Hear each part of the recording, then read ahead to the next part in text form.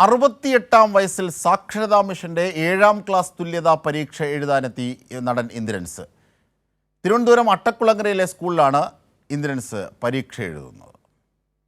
68-ാം വയസ്സിലും പഠനവും പരീക്ഷയും തനിക്കൊരു വെല്ലുവിളിയല്ലെന്ന് തെളിയിക്കുകയാണ് സിനിമാ നടൻ ഇന്ദ്രൻസ്. സാക്ഷരതാ മിഷന്റെ 7ാം ക്ലാസ് തുല്യതാ പരീക്ഷ എഴുതാൻ ഇന്ദ്രൻസ് അട്ടക്കുളങ്ങരയിലെ സ്കൂളിലെത്തി. അധ്യാപകർക്കൊപ്പം സ്കൂളിലേക്കെത്തിയ ഇന്ദ്രൻസ് പരീക്ഷ എഴുതുന്നതിന് മുമ്പുള്ള ചെറിയ പേടി തുറന്നു പറഞ്ഞു. ഇരുന്ന് പഠിക്കണുണ്ട്, എന്താവൂന്നറിയില്ല. ഞങ്ങൾക്ക് പക്ഷേ ഞങ്ങളുടെ വിദ്യാർത്ഥികൾ നല്ല വിശ്വാസം. ഞങ്ങളുടെ പഠിതാവ് എന്താ പറയുക, വലിയ പരീക്ഷകൾ പാസ്സായ ആളാണല്ലോ. അദ്ദേഹത്തെ സംബന്ധിച്ച് വളരെ എളുപ്പമാണ്. ജീവിതത്തിലെ വലിയ പരീക്ഷകളൊക്കെ പാസ്സായ ആൾ തന്നെയാണ് പറയുന്നത്. അപ്പോൾ ഒരു പരീക്ഷ എഴുതാൻ പോകുമ്പോൾ മാതൃകയും കൂടെയാണ് സമൂഹത്തിന്.